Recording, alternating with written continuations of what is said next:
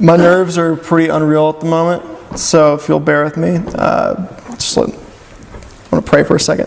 Father, thank you so much for this beautiful day you blessed us with, and right now before we go into this study, I'd like to pray that you please calm my nerves and just speak through me today, Lord, and I just pray that at least one person here in the crowd will take something from my ramblings on, and love you so much, in Jesus' name, amen.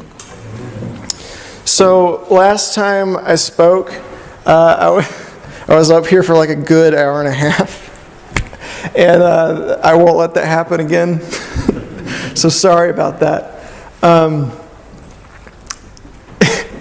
I go about making sermons a bit differently than most people do. I like to think that most people, they get in their Bibles and they study and just go through and they have their notes and all that. And I don't do that. I usually just sit in the shower for like a really long time and like contemplate what all I'm going to say. And so last time I spoke, for the whole week, man, it was like hour-long showers, just coming up with things to say. And so I had this idea. I was like, all right, since this is how I do my sermons, I'm not going to do it the whole week. I'm just going to wait till the weekend. Because if I wait till the weekend to come up with what I'm going to say, then I won't ramble on as much. And I don't know what kind of logic that is, because that was a terrible idea. Especially as someone with a severe anxiety disorder, right? Sermons making them always stress me out, and it stresses me even more when I don't have the whole week to think about it. So, just bear with me, and I have full faith that Jesus Christ will talk through me today, as messed up and convoluted as this may be. Last time I spoke also, I had mentioned how the sermon was for me. You know, I feel like there's this stigma that's placed on preachers in America today, that if you are anything less than perfect, people just don't want to, I don't know, it's like preachers aren't allowed to be imperfect, which is stupid, because none of us are perfect, and I feel like that's a disservice not only to yourself as a speaker, but a disservice to your congregation, and it's a disservice to the non-believers, and it's a disservice to Jesus Christ, because if you're perfect, then what did He even die for? And so when I speak today, I want you to know that, this is for me. These are my struggles. These are my problems, and I want you to know that I am not perfect in any way, form, or fashion. And I need Jesus Christ in my life so much, very much. So yeah, I guess we'll get into it. There are 3 huge pet peeves in my life that I can rant about for hours. Luckily, we're only going to be talking about one of those. But there's this misconception around depression, and I apologize if I take it back. I don't apologize if I start to sound like a broken record when it comes to depression. I'm not going to apologize for that, because depression is the gift and the platform that I have been given to preach about the love of Jesus Christ, and I will never stop talking about His love.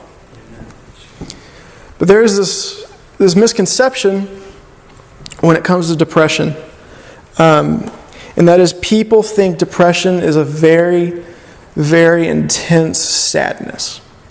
Okay? Depression is not an intense sadness. However, sadness can stem from that depression, but depression in and of itself is not sadness. What depression is a lack of emotion.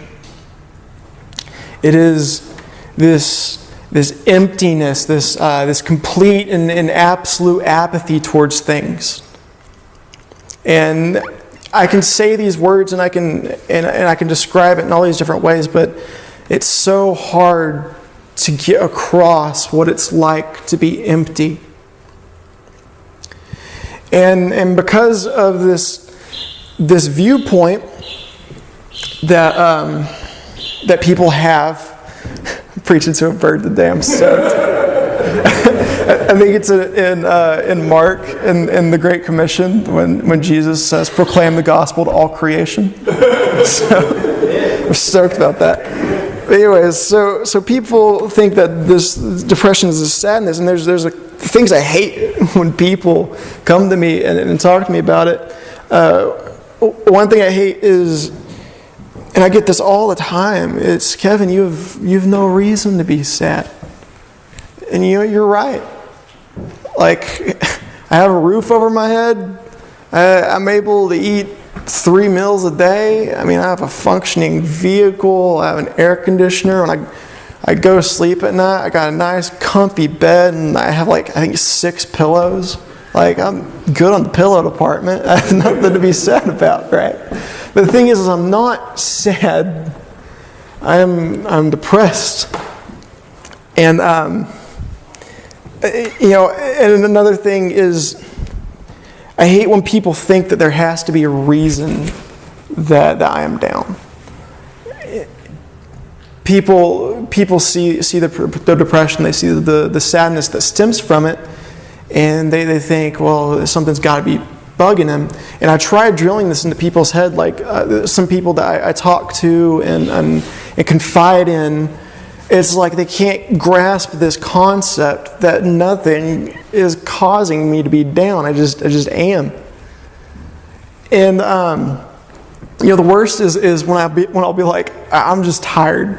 Okay, because universally, I think we can all agree that the term "I'm just tired" means something's wrong, and I just don't want to talk about it. But when I say I'm just tired, I'm just tired. And I've started putting it like this. I've started putting it in physical terms instead of mental. Say you go to the gym, okay? I'm at the gym. I'm the only person there. It's just me. I go to the bench press. My max on bench press is 200 pounds, okay? That's what it is. But for some reason, for some unknown hypothetical reason, I decided to put 500 pounds on that bar. And I'm like, okay, I'm going to do this. So I lay down at the bar. I somehow get the 500 pounds off the rack, and it just crashes onto my chest.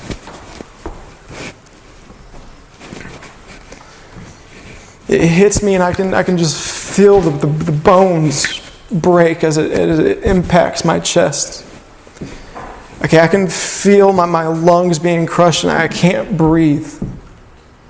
I can't breathe at all. And I know that if I do not get this bar off of me, I am going to die. Okay, so I take a hold of the bar, and I take all of this strength, okay, past any strength that I've had before. Remember, I can only bench 200 pounds. But somehow I push past my max, and with all of my strength and with all of my heart, I just start pushing on that bar, and I start lifting it. And as it's lifting, I can just feel the muscles all up and down my arms, my chest just tearing apart. I can feel my bones cracking from the weight as I lift it up. And I get it about a quarter of the way up, and my arms just completely give, and it crashes back down on me again. Still can't breathe. And at this point, my arms are too tired and too weak to lift it again. So I rest and give it a little bit. And then I repeat the process. I lift it with all of my strength until my arms give and it crashes back down on me. And this is a repetitive thing. Okay, this is what I go through every day. Not physically, but mentally. This emptiness It affects you in ways that you couldn't even begin to imagine unless you've been there. And so, you see the really cliche guy with depression. I like to think of Eeyore from Winnie the Pooh. Cliches become cliches for a reason. Eeyore's big thing is, man, what's the point? Like, why bother? And sure, they show that in a comedic fashion, but that is reality. In my mind, there is no point. In my mind, I don't have a reason to do anything that I do. It's just kind of there, and so I just wallow around in my 6 pillows. And but my heart knows that there's work that needs to be done. Okay, and so my heart fights to go on, and I lift that bar. And at each step, I can just feel my muscles tearing every little bit. And sometimes it just gets exhausting trying to fight that. And I get really tired. There's nothing wrong. I'm just tired. Depression is not sadness. It is an emptiness. And there is a specific part of this emptiness that I want to talk about, and that's the loneliness that comes from being empty.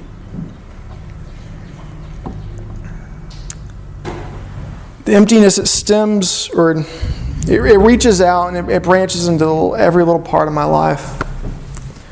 But one of the biggest and most life-affecting things that it does is it affects my relationships. I can be in a room full of my closest friends. Okay, my best friends I've grown up with my whole life, and that I truly love, and they truly love me. And I can be in this room and just feel completely alone. And I hate that because my friends deserve more than that from me. But it's something I can't help.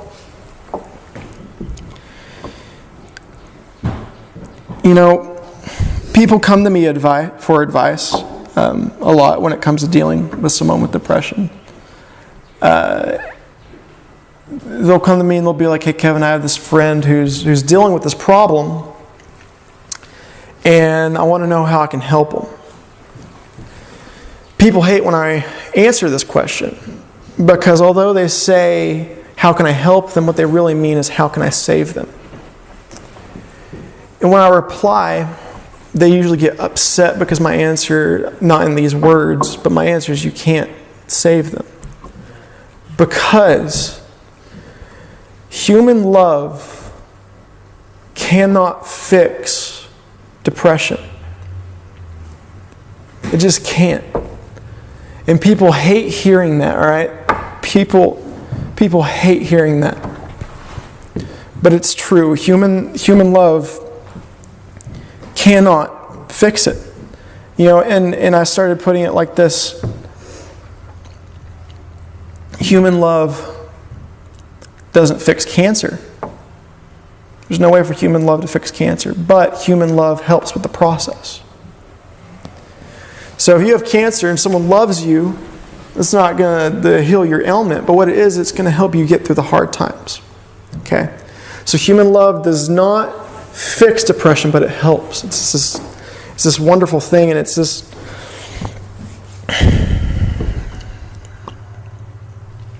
But it's hard.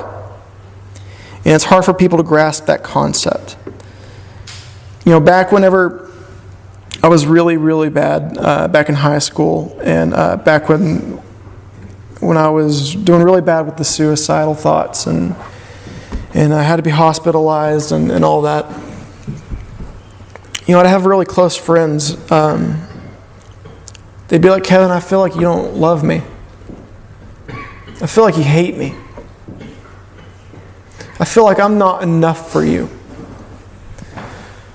Because I would call them my best friend, but then I would talk about how much I wanted to die. And they were enough for me, and I did love them, and their love is what kept me around.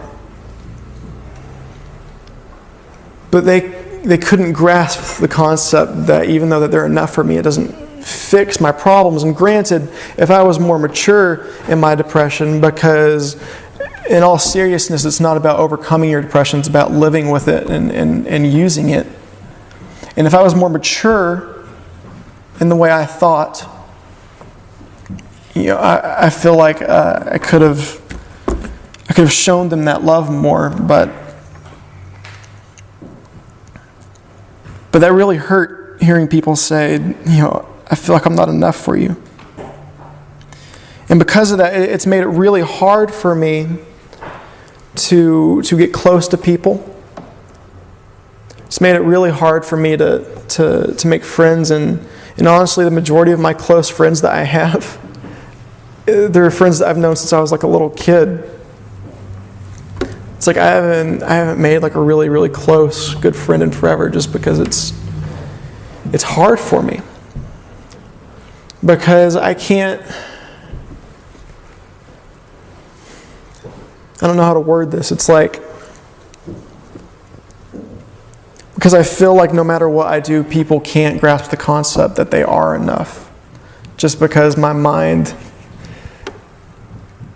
still feels empty. I don't know if that makes sense. Y'all get what I'm saying?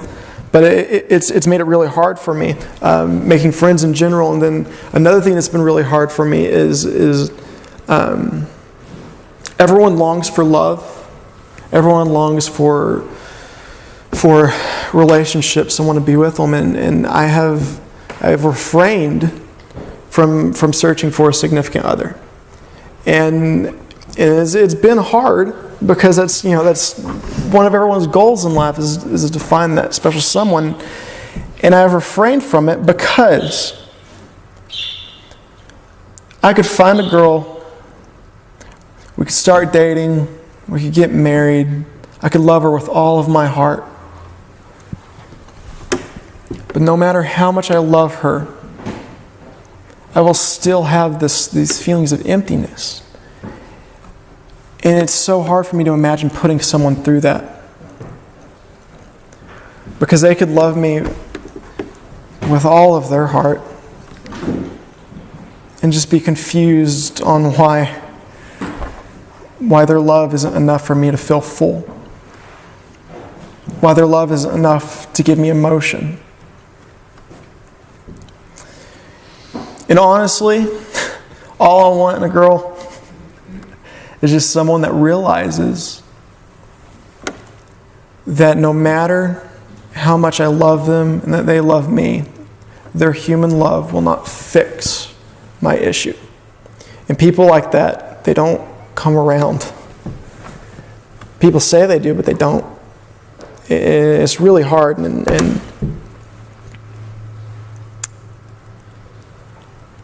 same thing with friends. I've gotten to where I really hate the phrase, I'll always be there for you. I've heard that phrase a lot in my life.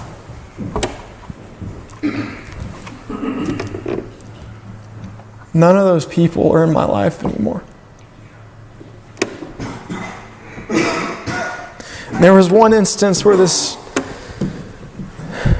my life really, really got messed up from a really close friend.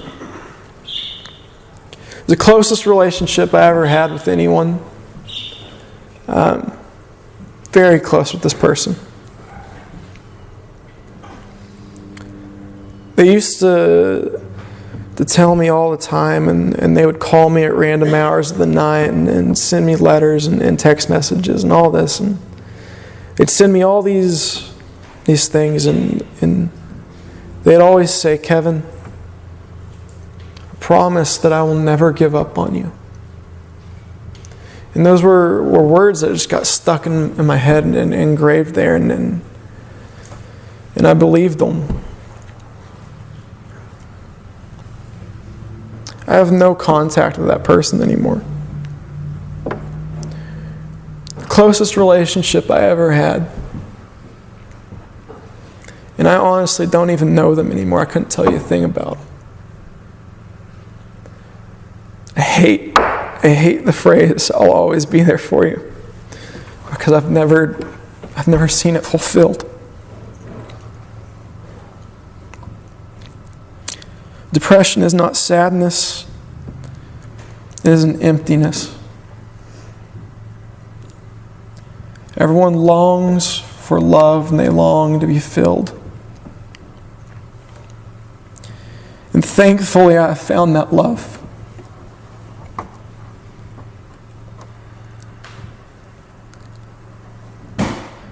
I found it with outstretched arms. I found it through holes in his hands and his feet. I found it through the most definitive act of altruism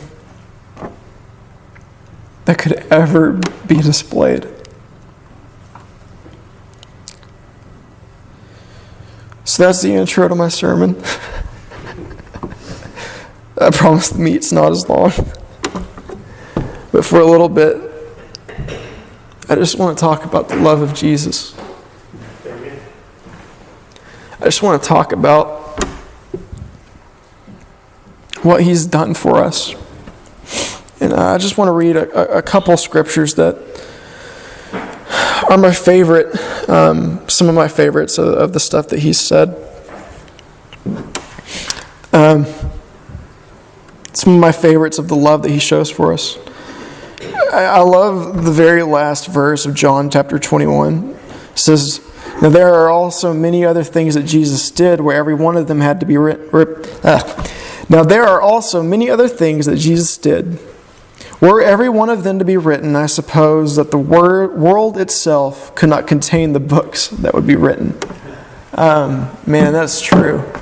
There's so many things I could have picked to read from, but I just want to focus on really two stories, and that's it. And I'll try to make this as quick as possible. First thing I want to talk about is the forgiveness and the grace that he shows us. I mean, we're all messed up people, and we sin, constantly. And his ability to forgive that, man, it just blows my mind. And the best example to me of that is in John chapter 8, the story of the woman who was caught in adultery. Starting in verse 1, it says, "But Jesus went to the Mount of Olives. Early in the morning, he came again to the temple. All the people came to him, and he sat down and taught them. The scribes and the Pharisees brought a woman who had been caught in adultery, and placing her in the midst, they said to him, 'Teacher, this woman has been caught in the act of adultery. Now the law of Moses commanded us to stone such women. So what do you say?' This they said to test him, that they might have some charge to bring against him. Jesus bent down and wrote with his finger on the ground, and as they continued to ask him, he stood up and said to them, 'Let him who is without sin among you be the first to throw a stone at her.' And once more he bent down and wrote on the ground, but when they heard it, they went away one by one, beginning with the older one. And Jesus was left alone with the woman standing before him. Jesus stood up and said to her, 'Woman, where are they? Has no one condemned you?' She said, 'No one, Lord.' And Jesus said, 'Neither do I condemn you. Go, and from now on sin no more.'"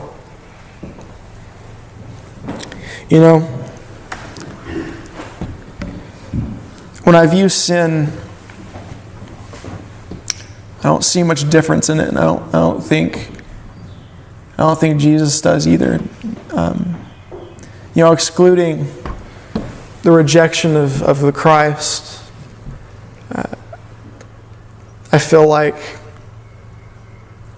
sin is one and the same. We can be so focused on homosexual man over here, yet we can go to the Chinese buffet, get 4 plates of food, eat it all, be completely full, but think, it's free food and it was really good, so I'm going to keep going at it, right? So we don't think about that gluttony, but to me it's one and the same.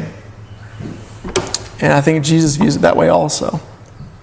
And so the story really, really gets me, because from a human perspective, when I think of adultery, I don't think there's much worse than that.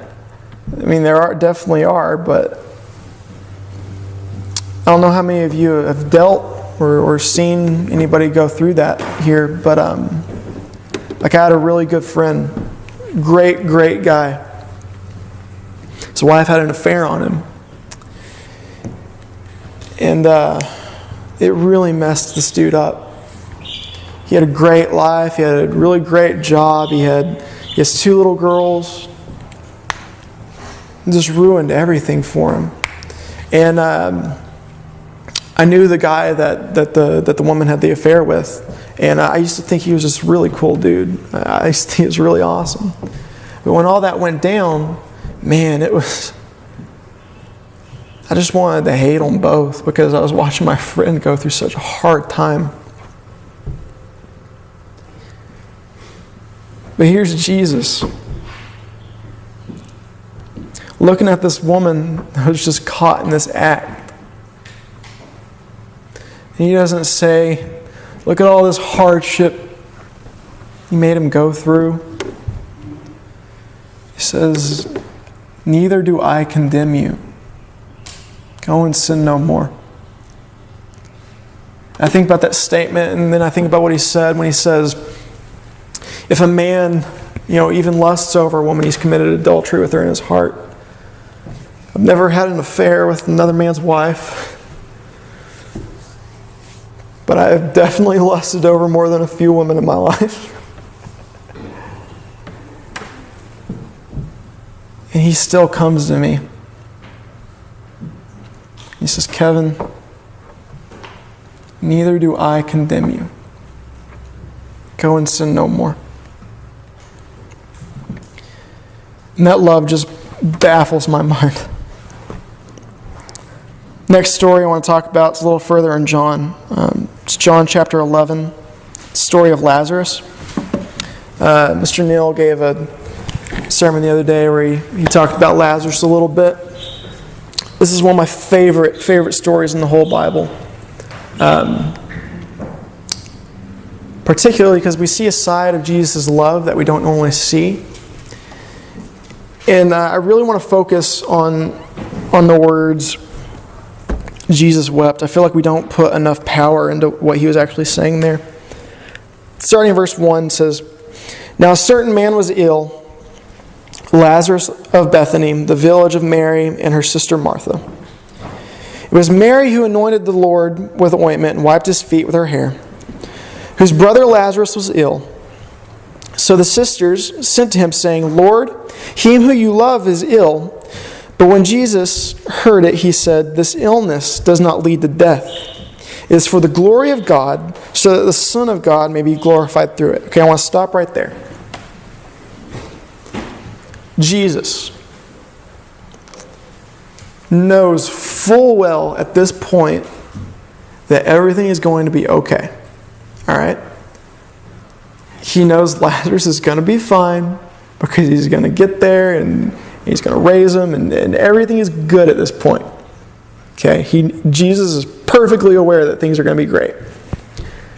Verse 5, now Jesus loved Martha and her sister and Lazarus. So when he heard that Lazarus was ill, he stayed 2 days longer in the place where he was. Then after this, he said to the disciples, let us go to Judea again. The disciples said to him, Rabbi, the Jews were just now seeking to stone you, and are you going there again? Jesus answered, are there not 12 hours in the day? If anyone walks in the day, he does not stumble because he sees the light of the world. But if anyone walks in the night, he stumbles because the light is not in him. After saying these things, he said to them, our friend Lazarus has fallen asleep, but I go to wake him. Once again, he knows everything's going to be fine. The The disciples said to him, Lord, if he has fallen asleep, he will recover. Now Jesus had spoken of his death, but they thought that he meant taking rest and sleep. Then Jesus told them plainly, Lazarus has died. And for your sake I am glad that I was not there, so that you may believe. But let us go to him. So Thomas, called the twin, said to his fellow disciples, let us also go, that we may die with him. Now when Jesus came, he found that Lazarus had already been in the tomb 4 days.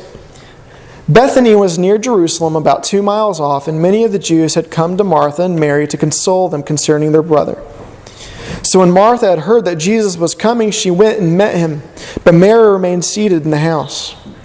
Martha said to Jesus, Lord, if you had been here, my brother would not have died. But even now I know that whatever you ask from God, God will give you. Jesus said to her, your brother will rise again. Okay. I like to think that Jesus was really smug when he said this, because he knew she was going to have a human reaction to that, instead of thinking that he was literally going to be raised just that second. And I think it's a funny image, just to see her crying in front of him. Jesus just goes, your brother's going to rise again. Wink. As Martha said to him, I know that he will rise again in the resurrection on the last day. So she's not getting it. Jesus said to her, I am the resurrection, wink, and the life. Whoever believes in me, though he die, yet shall he live. And everyone who lives and believes in me shall never die. Do you believe this? She said to him, yes, Lord, I believe that you are the Christ, the Son of God, who is coming into the world. So at this point, we've seen so many times through the short scripture that we've read that Jesus knows that everything is going to be fine. When she had said this, she went and called her sister Mary, saying in private, the teacher is here and is calling for you. And when she heard it, she rose quickly and went to him. Now Jesus had not yet come into the village, but was still in the place where Martha had met him. When the Jews who were with her in the house, consoling her, saw Mary rise quickly and go out, they followed her, supposing that she was going to the tomb to weep there. Now when Mary came to where Jesus was and saw him, she fell at his feet, saying to him, Lord, if you had been there, my brother would not have died. Verse 33. When Jesus saw her weeping, and the Jews who had come with her also weeping, he was deeply moved in his spirit and gently troubled. He was not deeply moved and greatly troubled because Lazarus had died. He knew everything was going to be okay there. What affected his spirit was seeing the people that he cared about the most crying and in pain. And it goes on and says, where have you laid him? Said Jesus. Lord, come see. And Jesus wept. So the Jews said, see how he loved him. But some of them said, could not he who opened the eyes of the blind man also have kept this man from dying?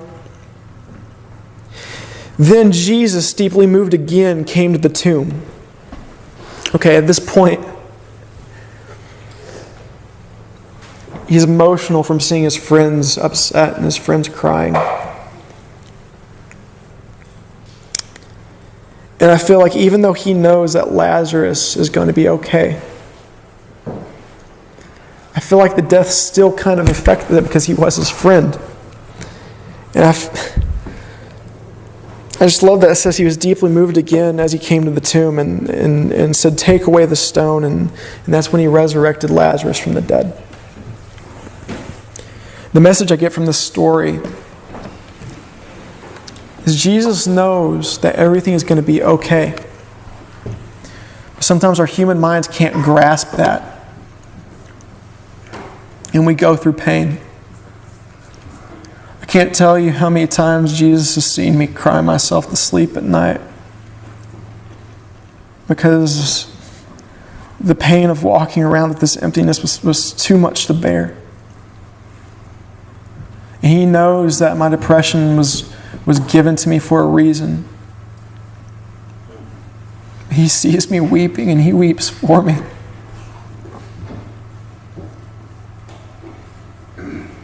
Because he loves me unlike anything I can imagine. And obviously I want to talk about his greatest act of love that he ever did for us. And I don't want to read it from any of the gospel accounts. I actually want to go back to the Psalms. Psalms chapter 22.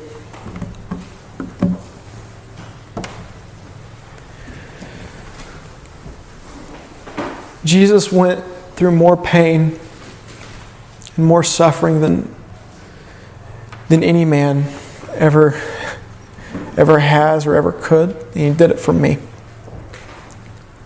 The greatest part of that pain to me was when he exclaimed, my God, why hast thou forsaken me? Because in that moment, I believe he was 100% completely without God. And that's something that we will never have to go through because of his sacrifice. But I just want to read Psalms 22 for a second. It says, my God, why have you forsaken me? Why are you so far from saving me from the words of my groaning? Oh my God, I cry by day, but you do not answer, and by night, but I find no rest. Yet you are holy, enthroned on the praises of Israel. And you, our fathers, trusted. They trusted and you delivered them. To you they cried and were rescued. In you they trusted and were not put to shame. But I am a worm and not a man, scorned by mankind and despised by the people.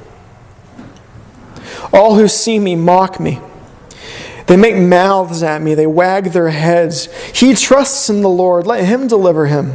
Let him rescue him, for he delights in him. Yet you are the one who took me from the womb. You made me trust you at my mother's breasts. On you was I cast from my birth.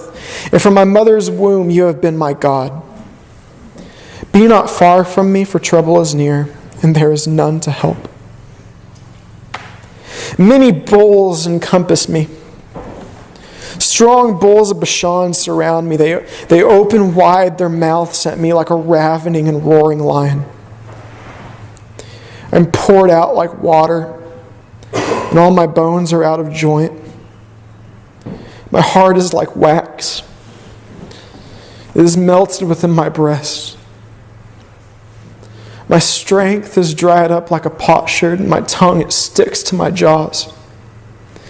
You lay me in the dust of death. For dogs encompass me. A company of evildoers encircles me. They have pierced my hands and my feet. I can count all my bones. They stare and gloat over me. They divide my garments among them, and for my clothing they cast lots. But you, O Lord, do not be far off. O you, my help, come quickly to my aid. Deliver my soul from the sword, my precious life from the power of the dog. Save me from the mouth of the lion. He then goes on to talk about how through all this pain he will continue to praise the Lord and preach to all nations. And in verse 31, the very last verse, I'm going to read it in the King James Version actually, because I like it more in the King James.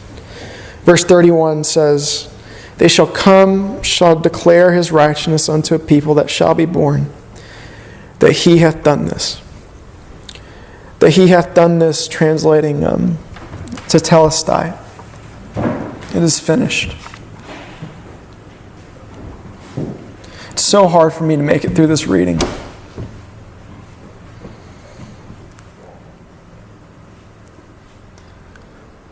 Because I can't imagine. I can't even begin to comprehend all that he went through in that brief moment when he was without God.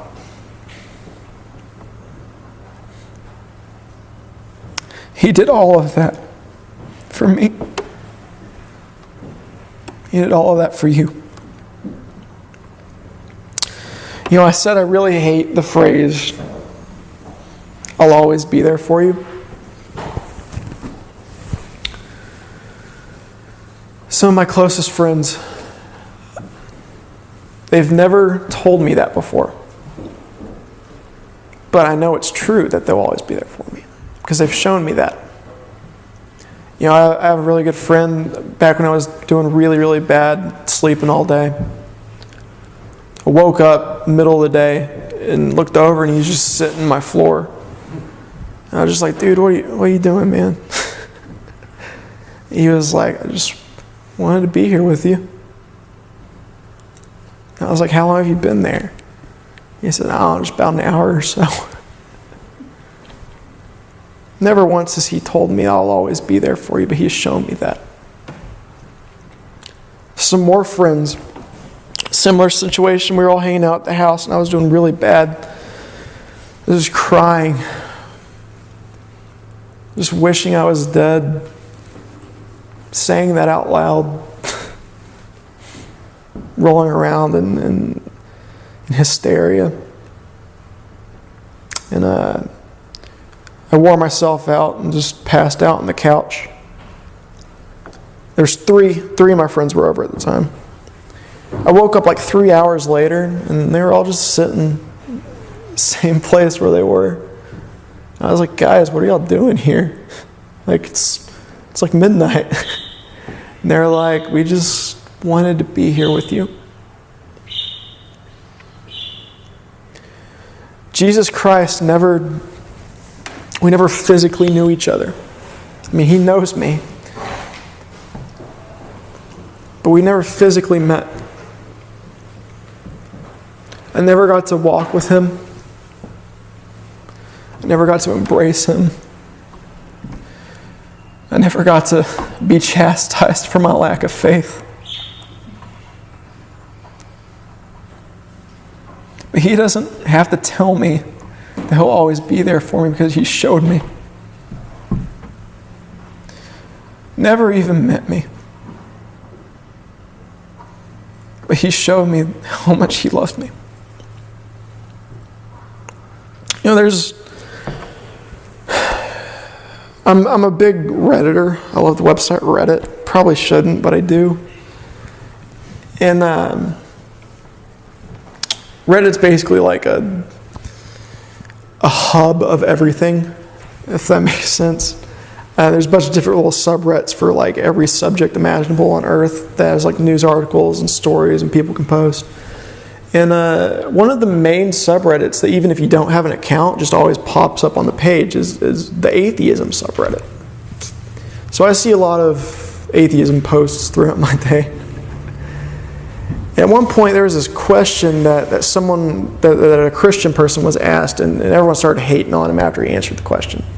But the question was, if somebody could prove that God doesn't exist, would you want to know? And of course the person said no, and everyone was like, "Well, you're ignorant." If someone were to ask me, "Kevin, if we could prove there wasn't a God, would you want to know?" Yeah, my answer is no. And my reason for that is because without Jesus Christ, I am completely empty.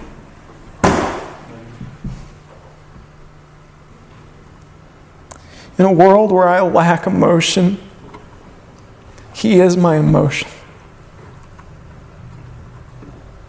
In a world where no human love can fill the emptiness that's inside of me, He does. He fills it. When I'm at the gym and I got that 500-pound barbell on top of me, He's behind me, spot me with His pinkies.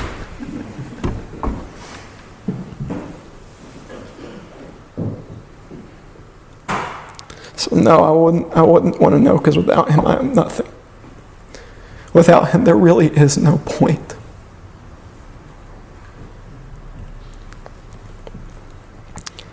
I feel like people give sermons, they're supposed to be like some kind of message or conclusion, and honestly, I just want you to know that you're loved. And you may feel alone in whatever's going on in your life, but you do not have to be alone. Because he loves you unconditionally and unrelentlessly, and it never stops. And I just want to read one more scripture, a really short passage, and I'm sorry if it's taken a while. I want to read scripture in John 13. It's when Jesus is washing the disciples' feet.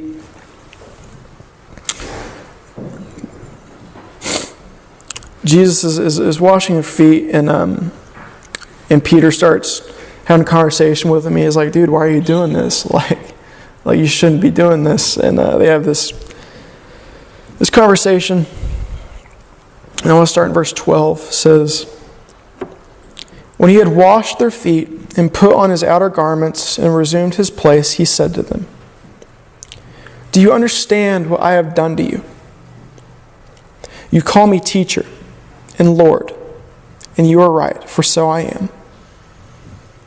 If I then, your Lord and teacher, have washed your feet, you also ought to wash one another's feet. For I have given you an example, that you also should do just as I have done to you.